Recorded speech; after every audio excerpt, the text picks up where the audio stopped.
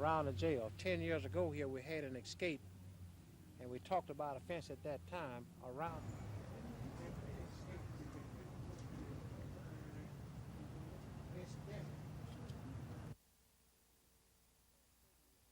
There are certain rules and regulations that could have been observed a little stronger, in which that person was not observing it, so he still can't escape. He can't escape being dismissed. I won't accept him back for the simple reason that Stallworth, in my opinion, got out on his own doing cigarette lighter in order to get out. Well, I didn't know he could do it. Since he did it, I was interested in seeing if it was true. And you say you are And that's the part that alarmed me. I mean, when someone gets out here in Macon County, there's a lot of calamity about it, but people break out and abduct people and hold them hostage. And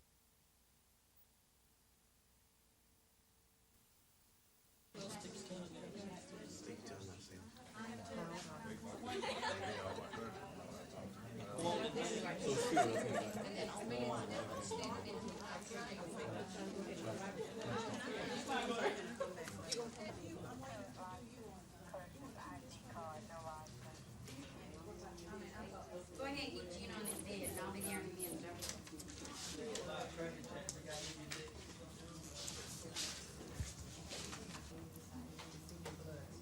Well, I'll go ahead and...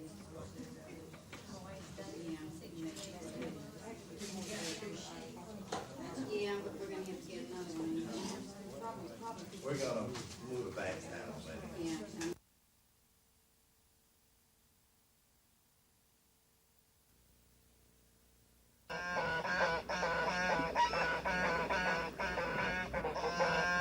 One of the oldest forms of heating, and one that needs your attention, is propane fuel heating.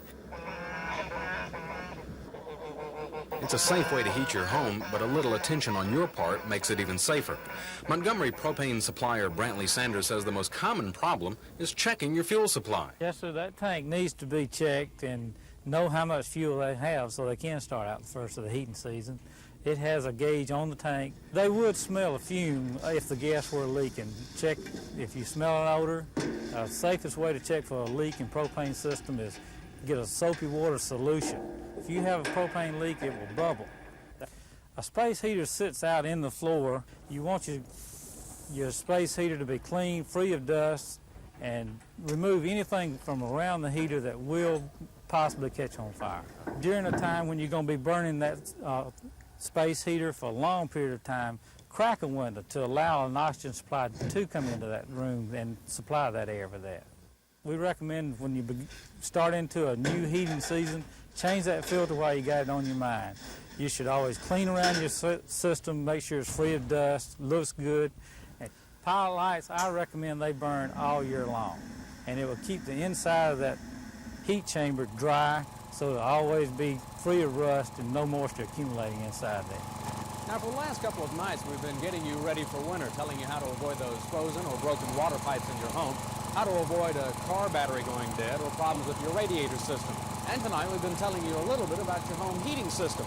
Now, there is one home heating system whose pipes won't freeze, whose battery won't die on you, and it'll light up every time. It's that good old home firewood, assuming you have a fireplace.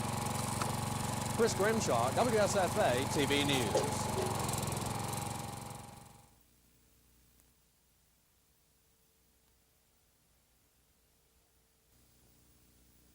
You're scheduled to fight Jeff Fisher. Do you know him? No, I don't. Does that make it more fun when you don't know who he is? Yes, I do. Really, it don't make me any different who it is. You got to go. How many professional fights have you done? Well, I had 3 professional fights, 3 knockouts. Oh, so this, what's the schedule, 4 rounders? Yes, it is. Is it going to go 4, you think? No, I predict 2. You're going to knock him out? I'll take him out in the second round. You don't even know who he is, but you're going to take him out? Don't need to know. Okay.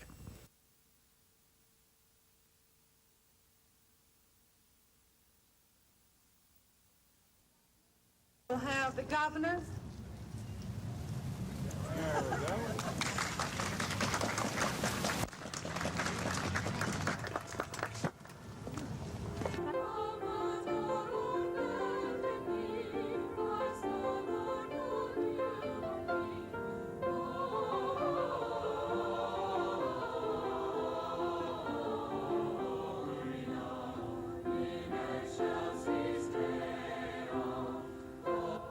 lights on the tree represent disciples of Christ, lights in the world. And I think our theme tonight is very appropriate.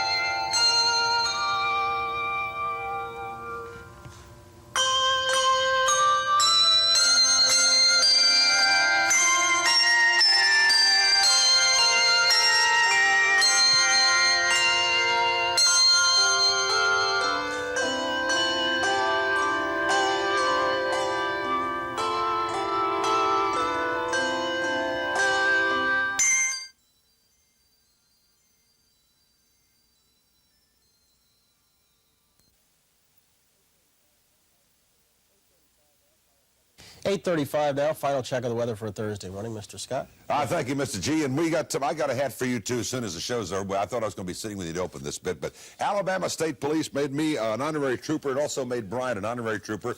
The Alabama Department of Safety is 50 years old today, and we wish him a happy birthday. And you in a heap of trouble, boy. When you're in my neighborhood, you watch yourself. Yep. Couple of birthdays. Let me do these quickly. Bill Dowler, Kiwanis, #1 Kiwanis Club in the United States in Detroit. The original member, 1915, is 104 years old today. And William Baldwin of New York City is 100.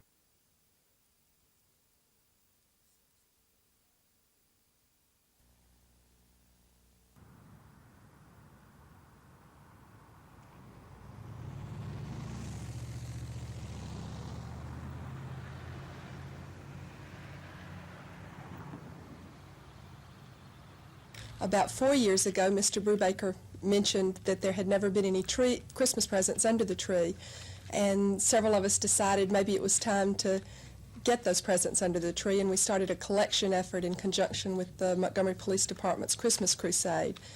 Children have, every year for 4 years, brought their used presents or spent their allowance on new presents and brought them to the tree, and it's an excellent opportunity for children to have a chance to share with others less fortunate than themselves.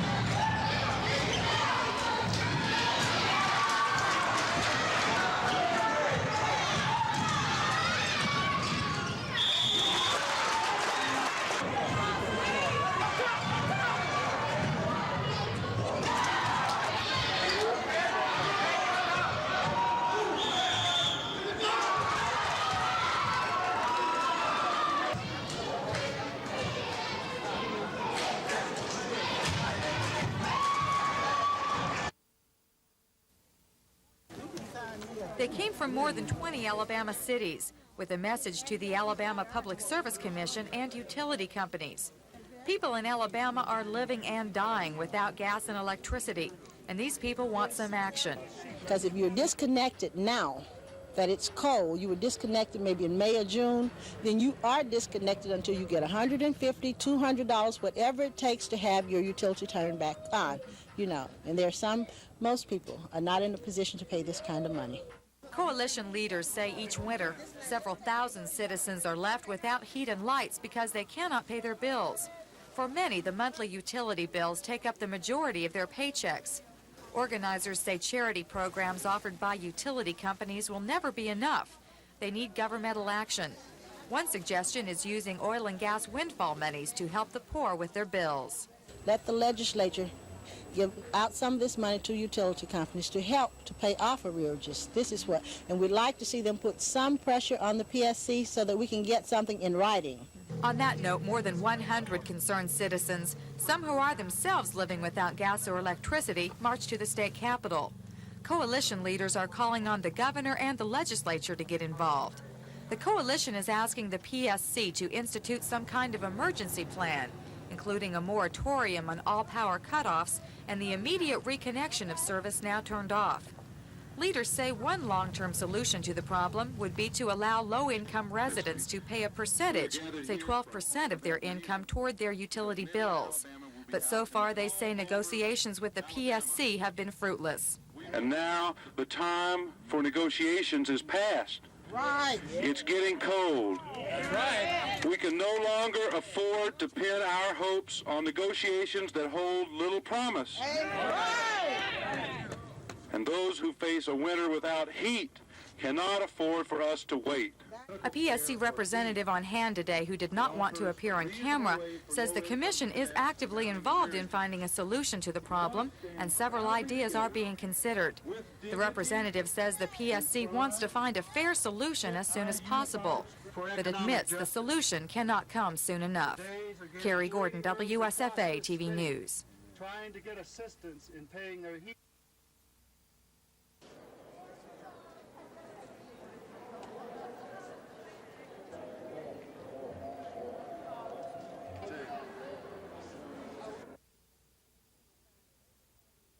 You will find everything from bread dough ornaments up to fine hardwood furniture, handmade, fine paintings, original oils, watercolors, all types of crafts, beautiful pottery, fused glass. I just can't name all of the beautiful things that are here. Quite unique things, I might add.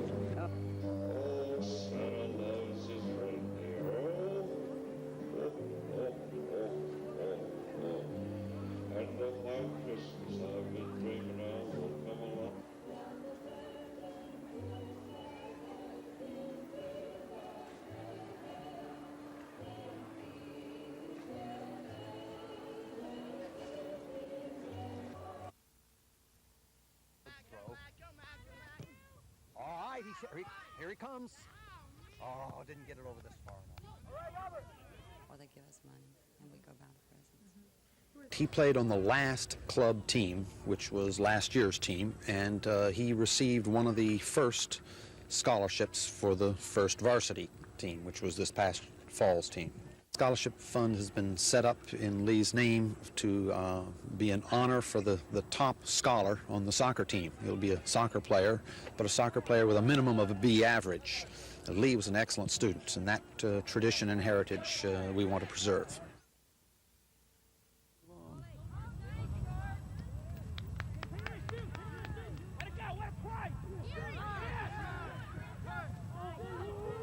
Two 40-minute? Thanks. See if they can mount their attack. Nicely done. Here, you got a good shot. You got to have a good shot now. Have a good shot.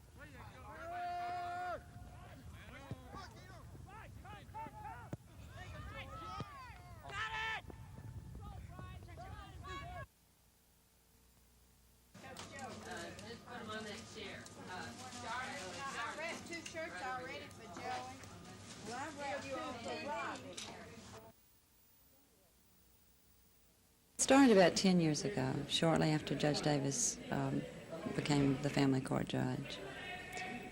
I guess he saw the need for so many children who didn't have anybody to provide Christmas presents for them. So we started doing it on a small scale, and of course it grows every year, unfortunately. The need is very great in our community. However, people are very generous in providing for the kids.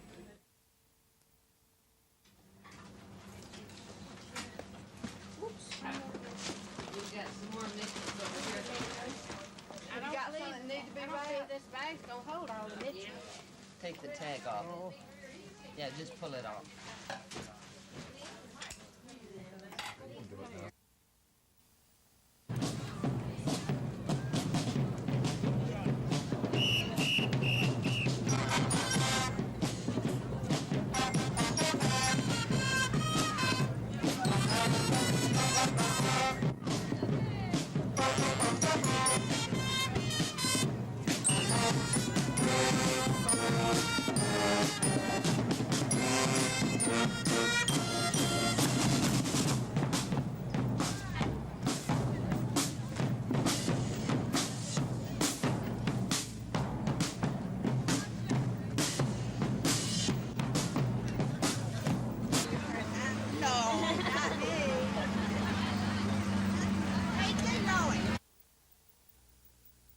And extort a poor soul's patience, all to make you sport.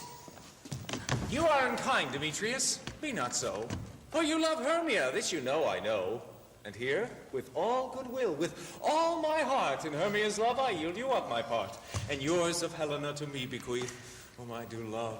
Founder and builder of the theater, Wynton Blunt, calls the work a labor of love. And from the turnout by the many celebrities and dignitaries, there is no doubt that today is a special one for Alabamians. From the festival's beginnings in Anniston 14 years ago to its new home in Montgomery today, directors say it's a new era of cultural excellence for Alabama and the Southeast.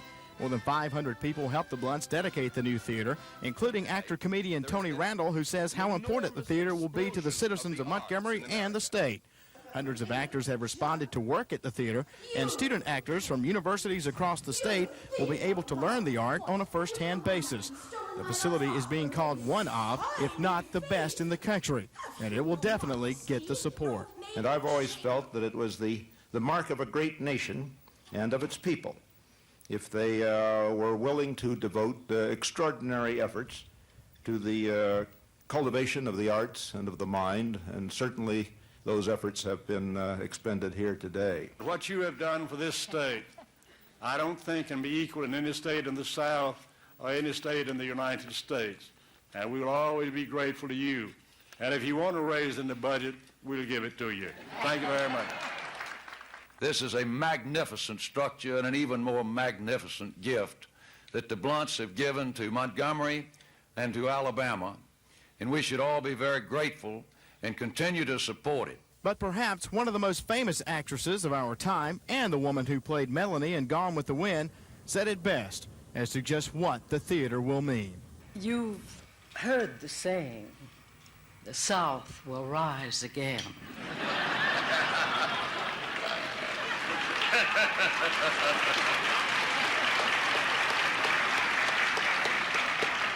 Well, Carolyn and Red, with this theater, you have started it on its way. The cultural as well as the economic impact of this Shakespearean theater will be phenomenal to the citizens of Central Alabama as well as the southeastern part of the United States. It is definitely a dream come true for Wynton and Carolyn Blunt as they bring a part of the old country to the new. Scott Edcock, WSFA TV News.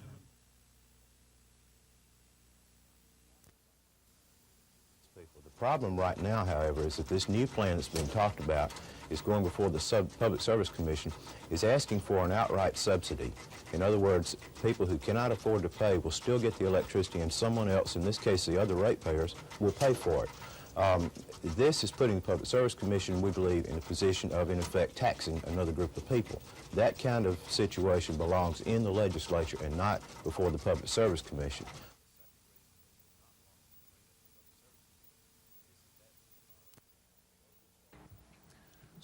In the closest vote in the history of this trophy, the winner is, from Auburn University, Bo Jackson. Well, I figured that it was going to be close and it was going to come down to the wire, and I just prepared myself for whatever the outcome was going to be. Some detractors said that you had pulled yourself out of some key games this year with some injuries that you might have played through. What's your response to that? Well, the only thing that I can say about that is I know what I can do, and I am not a quitter. And if I feel that it's necessary for me to take myself out of competition, it's not because I'm a coward. I'm glad it's over. I'd like to congratulate Bo Jackson on the award, and it was fun being a part of the closest race in a long time.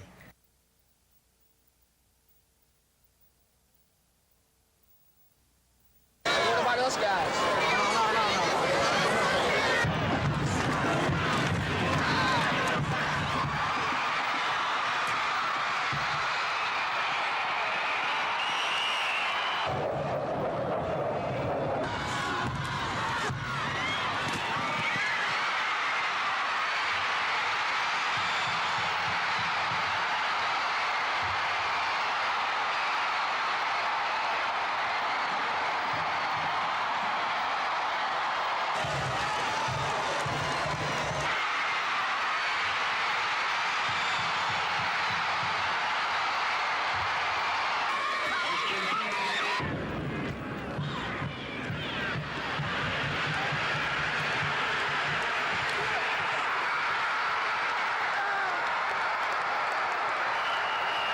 Northfield to the last 15 yards.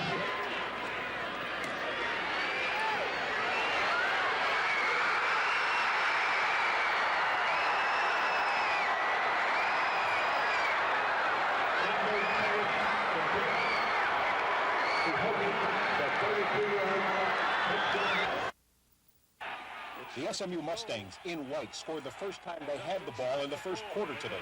It was their first touchdown in 8 quarters, the first touchdown allowed by Oklahoma in 20 quarters. Second quarter, game tied at 7. Number 32 is Jeff Atkins. Good run, fumbles the ball. Oklahoma's defense recovers at the SMU 38-yard line. On the very next play, Oklahoma's freshman quarterback, number 4, Jameel Holloway, sprinted to his left, got good blocking, and went all the way for the score. Oklahoma led the game 14-7. Holloway scored 2 running touchdowns today. Then, right before halftime, Oklahoma scored again. Holloway gave the ball to number 33, Patrick Collins. Collins went in. Oklahoma led at halftime 21-7. The Oklahoma defense, a big reason for their win and Orange Bowl berth this year. Here on 4th and 1 of the third quarter, they stopped Reggie Dupar. Then a few plays later, Holloway threw the touchdown pass to number 84, Lee Morris. Oklahoma 35, SMU 13. Andy Lascano for NBC News.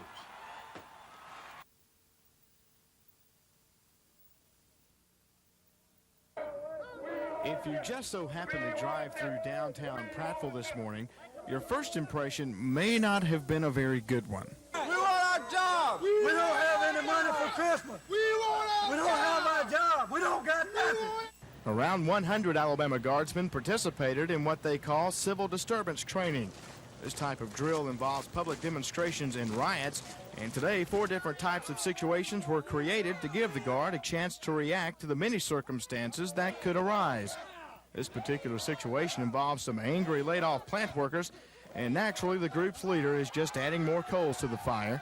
The drill also gives the Guard a chance to test their skills in handling a sniper with a hostage, which in this case is apprehended. The general purpose of the exercise is, number 1, to allow civilian personnel for the city of Prattville to know what it's like to work with the National Guard in a civil disturbance program, to allow our people to become aware of their duties and responsibilities during a civil disturbance, and to help me as a commander learn what to do during a civil disturbance. Even though the training does help the Guard get their feet wet in controlling these types of situations, Baker says you never know just how to react until you have to.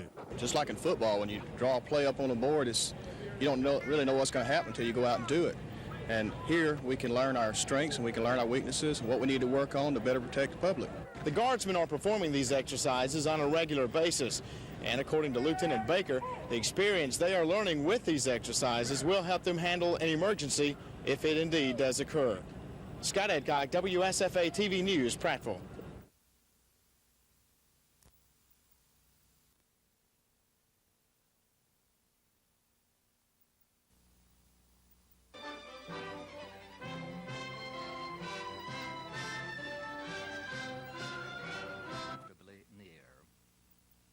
pray that this may be a place where... Director Thomas Hine.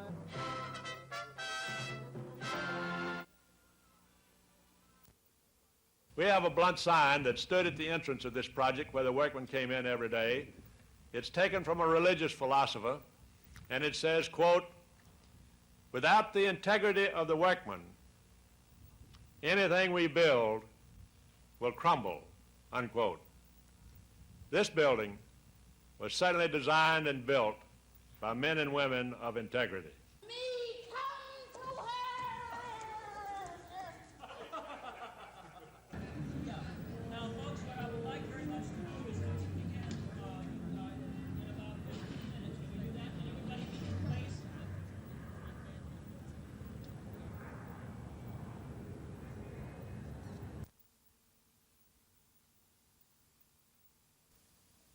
With the station to try to encourage our people to shop in the area. Which would benefit everybody as well. Share of television. Because of finance, because of money. The cutback on revenue sharing, the cutback on other domestic programs which have benefited cities for so long is having a great and a drastic impact upon the cities of this nation, particularly here in Alabama. Tax reform is an issue that we'll be talking about. That will affect us in terms of industrial revenue bonds. The whole issue of EPA and water waste grants are needed for our, is needed for our cities. The whole area of job training programs and a youth employment program for the young people of our cities and towns across the state. Extending community development, extending revenue sharing. These are all issues which affect the cities of Alabama.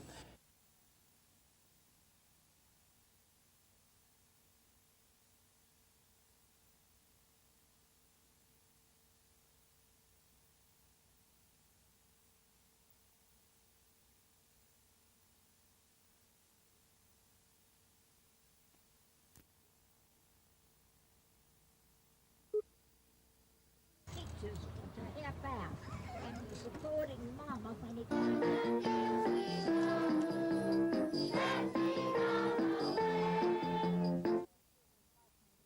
because a little boy, in talking to me, said that he hated Christmas because there was nothing for him to do after the holidays began.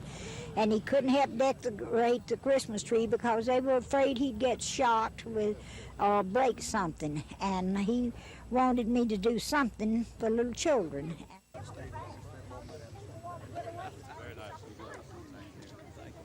Can't tell what you want to do. First you get your pail of water. Would you like to try something? There you go, man. Look, there's a new group falling out.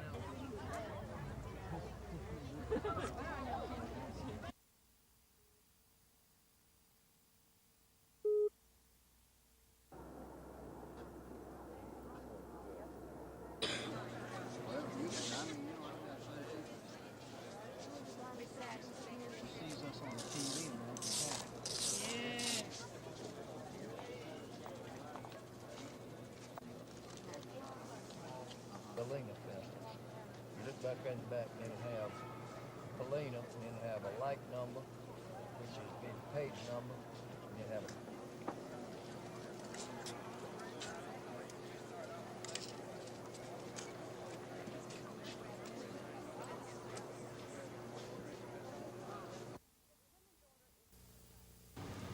Judge Clemens' order is clear-cut. He says Alabama is indeed operating a dual system of higher education and must come up with a plan to change that by February 14th. The 100-page order was reminiscent of a history book detailing what the judge called the ironclad custom and policy of segregation in Alabama. The judge attacked everything from unnecessary program duplication at the Montgomery and Huntsville schools, the all-white State Board of Education, to faculty and student body discrimination at Auburn University, whose racial attitudes the judge found have changed little since the 1950s. Most college officials are reserving comment on the order, but the plaintiffs, Alabama State and the night interveners, are talking. We only hope that on the basis of the evidence that has come forward at this time, will put us in position to not be victimized in the future. We think the end is in sight. It may take another 4 or 5 years, but we've been with it this long, and we intend to see it to its rightful conclusion. We certainly, as private plaintiffs, would like to see this particular lawsuit be settled or something done in an effort to not to continue to stay in court for years and years. As the parties in this monumental school desegregation lawsuit continue to study Judge Clemens' order, the court awaits a mandated course of action from the defendants, whether to object to Judge Clemens' opinion or comply with the ruling by submitting a workable plan of action to eliminate all vestiges of a dual system of higher education in Alabama. Kim Davis, WSFA TV News. Attorneys for Hank Williams Jr. and Nashville music publishers say Kathy Stone's illegitimacy claims could hurt business because prospective clients won't know to whom royalties should be paid. Although Williams attorneys wouldn't put a dollar figure on how much the controversy was costing, they said Ms. Stone was to blame for any loss in revenue and asked the judge to block any claims she may make on the Williams estate. So we say, Your Honor, that we're entitled to that declaration, at least that she has not established herself as a child, and therefore any claims she is making in that connection are without legal basis. Secondly, that she has no right under Alabama law, because of her status, to now bring an action. However, attorneys for Ms. Stone say she is making no claim on the Williams estate and asked Judge Phelps to dismiss the motion. Stone's attorneys say today's hearing was frivolous, and that they are more concerned with Stone's pending suit in federal court in New York to clarify her right to renewal copyrights. They say the possibility that Stone's claims may cause considerable damage to Williams' business interests aren't grounds for a lawsuit. You can't go in and sue somebody because you think something may happen in the future. That's ludicrous. The courts will be filled all day. Attorneys say they expect Judge Phelps to rule on the action by the end of this week. Lisa Walsh, WSFA TV News. Received recommendations from the President concerning funding for several construction projects at the university that budgets for the projects appearing on the attached document. We've been working as hard as we can, all the way from buying lists of outstanding minority students and writing them all.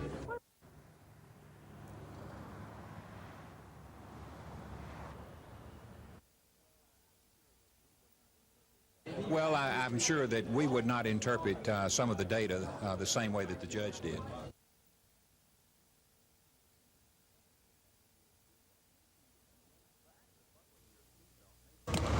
The act of buckling your seatbelt may soon become law rather than just a good idea. Selma Senator Earl Goodwin and Mobile Representative Mike Box have pre-filed a mandatory seatbelt law that will be debated during next January's legislative session. The bill would require all front seat passengers in 1965 or later model cars to wear their seatbelts or face a $20 fine. While both legislators say wearing seatbelts obviously slices traffic-related deaths by as much as one half, it's a federal Department of Transportation regulation that is prompting its passage. If we do not pass this seatbelt law before 1987, then they will require automobiles in the state of Alabama to have airbags or something to that effect. Now, if you're going to have the manufacturers put airbags in, you're talking about $750 to $1,000 expense to each automobile. 16 other states already have such a law, and most other states are considering one. The opposition will likely come from those who firmly believe no government can force you to protect yourself. Chris Grimshaw, WSFA TV News at the Capitol.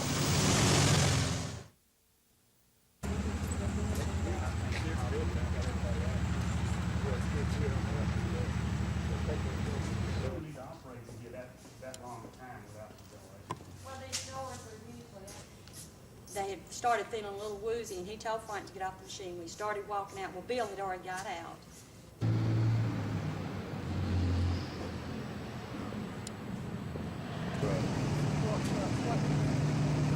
They were working in that.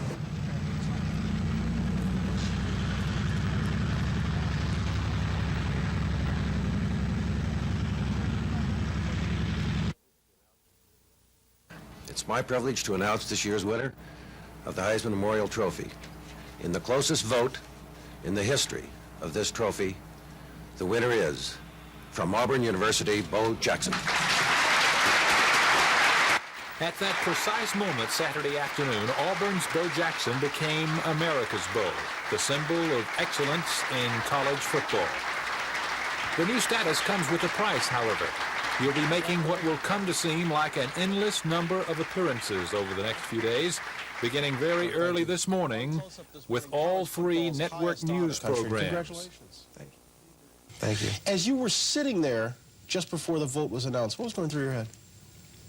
Well, nothing really. I was just waiting to hear the answer on what the guy was going to say, and my heart was beating 90 seconds a minute, and everything it was just wild there for a second. Later today, Bo's portion of a Bob Hope special was taped. Then there's a flight home to be with his friends and teammates for a few precious hours tonight.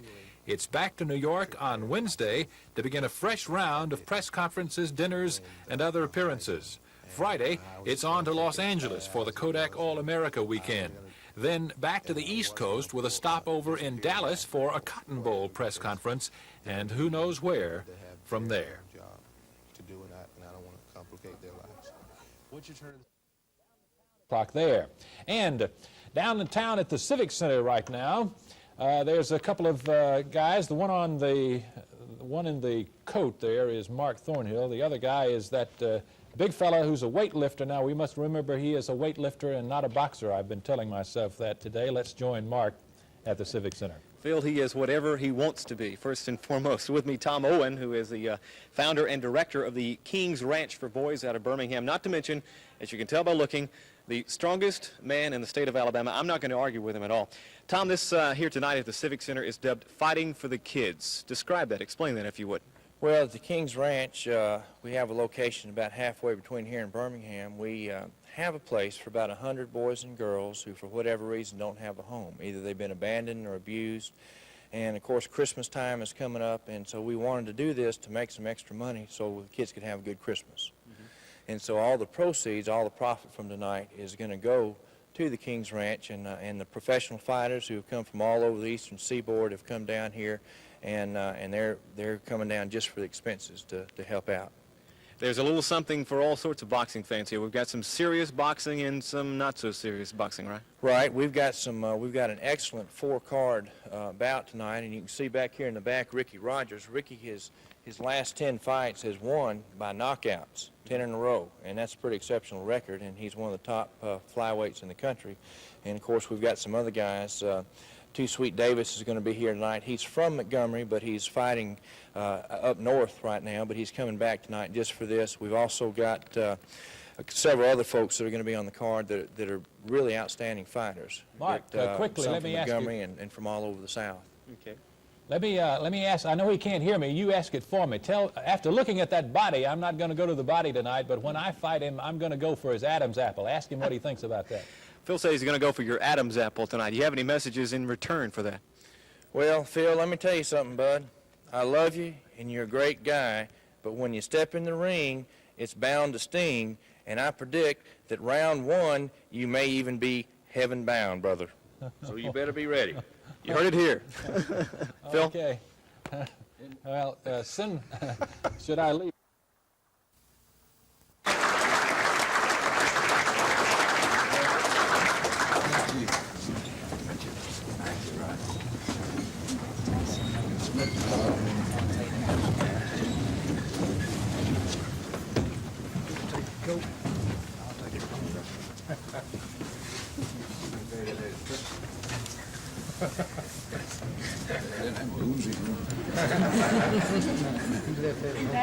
Well, thank you.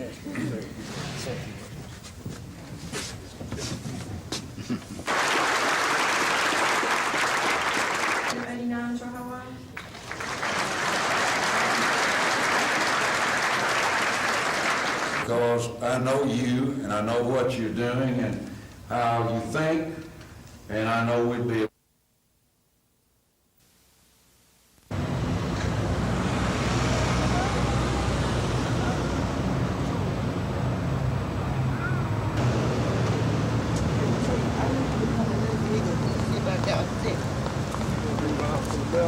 Oh,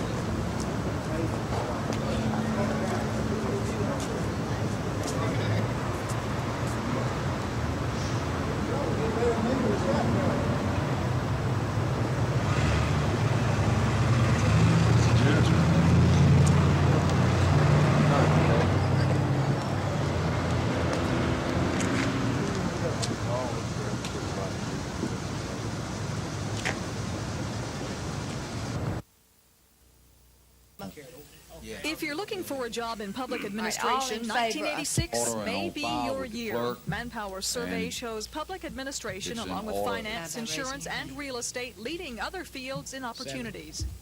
What the survey measures is that the economy is either on the upward trend or the downward trend by the hiring. We do over 12,500 surveys, and with this, the companies tell us that they're either predicting to hire the people or they're going to lay the people off or there's no changes. So with that, the companies can tell whether or not the economy is doing well enough to start hiring or whether or not to start laying off. The South in particular looks good for job opportunities. Bailey says 21% of employers surveyed say they plan staff increases, while 11% foresee cutbacks. In Montgomery, job opportunities come in the form of construction, all kinds. However, things don't look so promising for retailers where staff reductions are predicted after Christmas. Bailey says the outlook for Montgomery for the first 3 months of 1986 is weaker than the national outlook, where 19% of more than 12,000 employers surveyed say they plan to hire, but 13% say they plan to reduce their staff. Gina Gregory, WSFA TV News.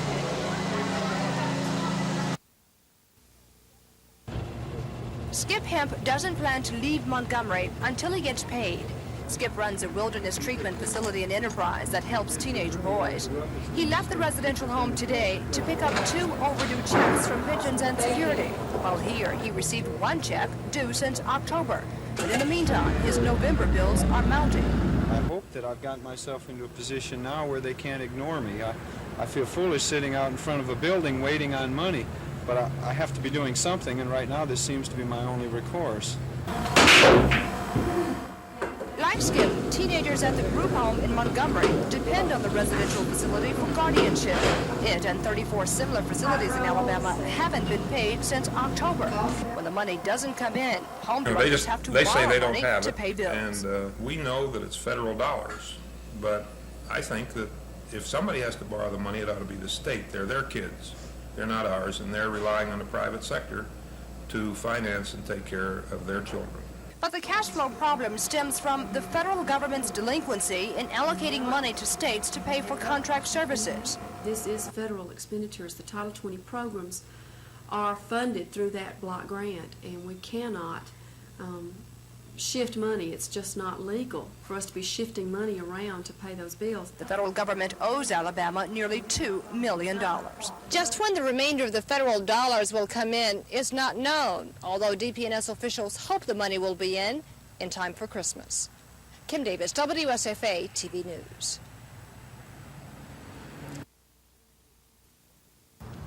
The annual Christmas shopping season is a time when area merchants sell thousands of dollars worth of assorted goods.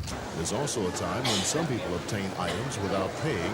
It is the age-old problem of shoplifting, which, according to Montgomery Police Department spokesman Major John Wilson, increases during this time of the year. There's not a particular shoplifter. They come in all ages, all races, all sizes, you name it, we've seen them. Believe it or not, they're really unusually easy to catch. The majority of them are, because they're so obvious with the big purses and the long coats and a few other things that we don't like to disclose. Wilson says Montgomery area merchants are faced with the shoplifting problem just like other retail dealers across the nation. And the story of the poor fellow taking something simply because he can't afford it, it is nothing but myth. You're going to have some people who have actually a mental problem where they have to steal or feel like they have to steal. Those you're not bothered with during the holiday season because they do it all the time. But the ones that we catch, as a rule, yeah, they know what they're doing and they realize that it's a crime.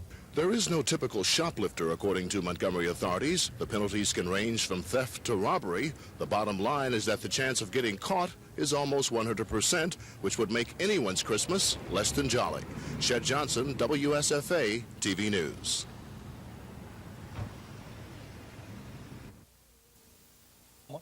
And that is an endeavor to try to increase the farm income, the overall farm income, not government income, but the overall farm income to the farmer in order that he can come out of this disastrous condition and crisis that he's presently in.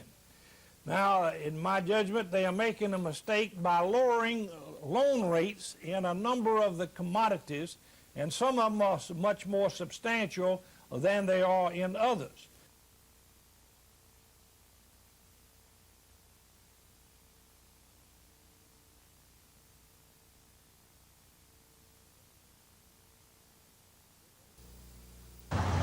There may be more than 200 state-owned cars whose identifying S state tag has been replaced with an inconspicuous license plate. Published reports and a lawsuit by Taxpayer Defense Fund attorney Jim Ziegler brought the possible abuse of the cover tags to light, tags normally reserved for the undercover work of law enforcement agencies. A partial list released by Ziegler of state officials using these tags named a number of Wallace staff members. This morning, 8 of 9 state-owned cars in administration parking slots had cover tags, even one that was apparently expired. But Press Secretary Billy Joe Camp says that's about to end. I think that he recognizes, or he feels, that it may have gone at a pace a little faster and maybe a little farther than it really should go. And therefore, he's just rolling it back all of the way. Wallace is also asking other state elected officers to turn their cover tags in. But some, like State Auditor Jan Cook, say there is a legitimate need for the cover tag. We do much investigative work. We do surveillance work in our auditing process. And we need sometimes not to be known to be on the premises. Other state officials on Ziegler's list were unavailable for comment. Chris Grimshaw, WSFA TV News at the Capitol. Law violations. The Attorney General's office says that Judge Norton based his ruling on the fact that the ethics law does not provide a minimum punishment for persons convicted under its stipulations. Attorney General Charles Graddick joins us now live from our newsroom.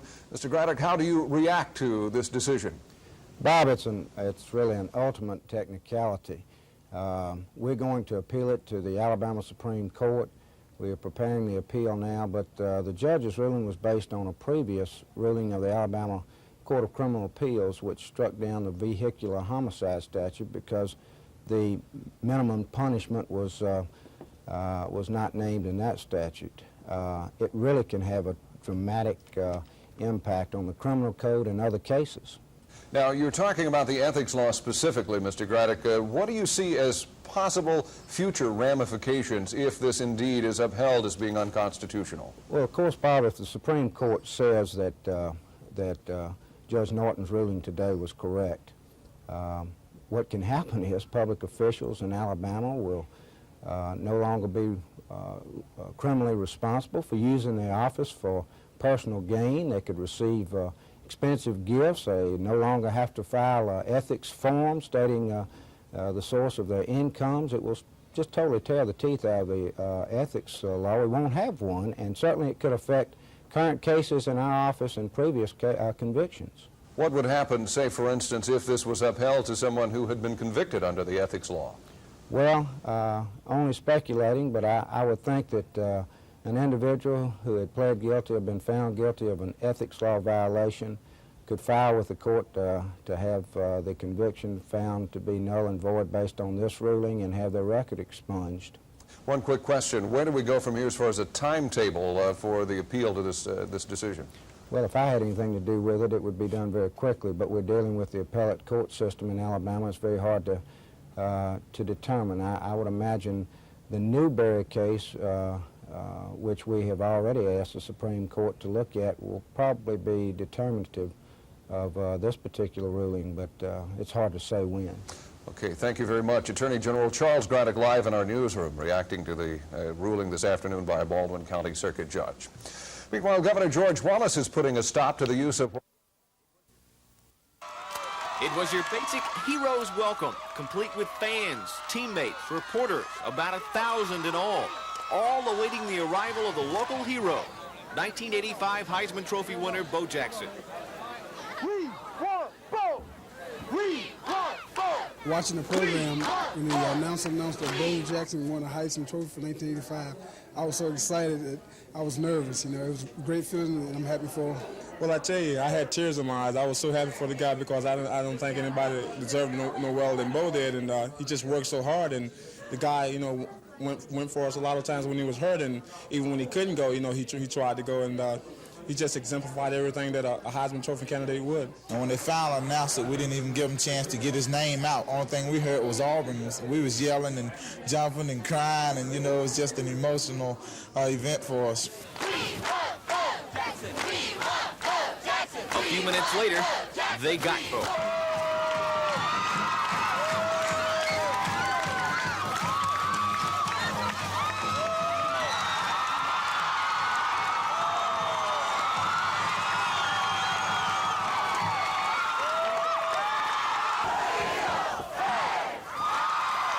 It's really nice to be home, and I really don't know what to say. I'm stunned. When we topped the hill, I said, well, I can't tell you what I said, but I said, look at all those people. And, you know, we thought that we were just going to come back here and be with 5 or 6 people to celebrate, but it's a different story.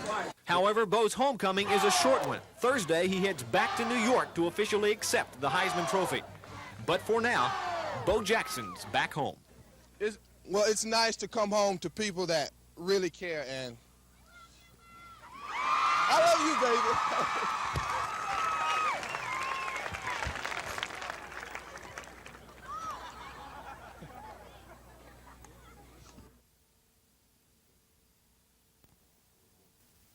I think it's a ridiculous rationale.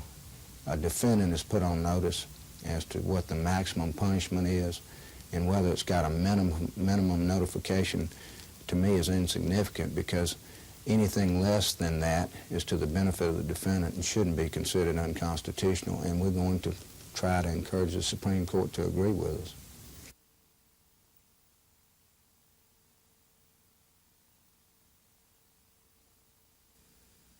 Don.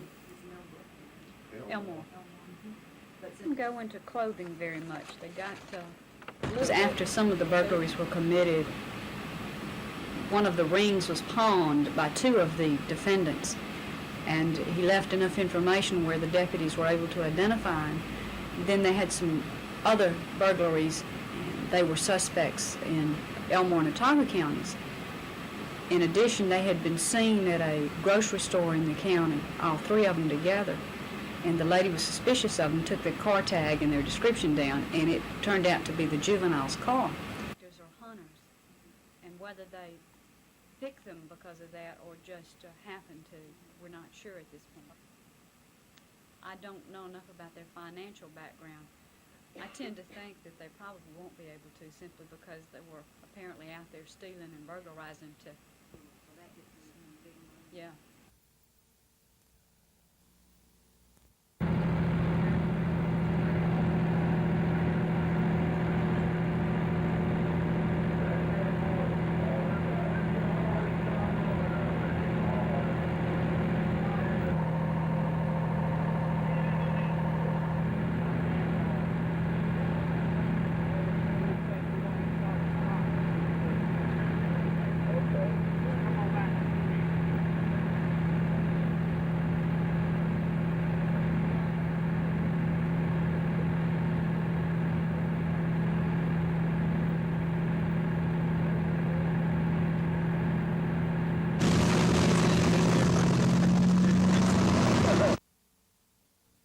Soviet Union for a couple of years. And then we would have television interviews, and they would ask, Michael is carefully to see if there isn't something in what 1,000 Pentecostals, or some say 50,000 Pentecostals.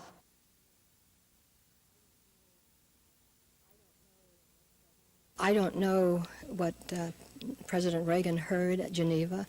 I can't say whether his judgment is correct or not. All I know is that I think that the human rights groups have to continue to meet like this and have to continue to speak like this so that the American people don't forget that human rights is part of our foreign policy. Good. Thank you very much. And humanitarian concerns, and that is Russian language. Russians don't recognize human rights. Tonight, these two rivals traded punches early on. Auburn's Chris Morris breaking loose for the slam dunk here. UAB's Michael Charles countered that with a slam dunk of his own. Chuck Person had 10 first-half points for Auburn, 2 here on a long jump shot. This jumper from freshman Michael Jones put Auburn up 23-22. But the UAB Blazers caught fire in the final few minutes of the first half. All-American candidate Steve Mitchell canning a 25-foot jumper here. UAB was up 35-27 at the half. The Blazers threatened to turn it into a rout early in the second half. Mitchell's jumper putting UAB up by 12. But Auburn hung tough. Michael Jones getting the hot hand as the Tigers reeled off 10 unanswered points. Late in the ballgame, the Tigers mounted a furious comeback, cutting UAB's lead to 58-56 with just over a minute to play. But some crucial free throw shooting in the closing minutes, and UAB took a tight win over Auburn tonight.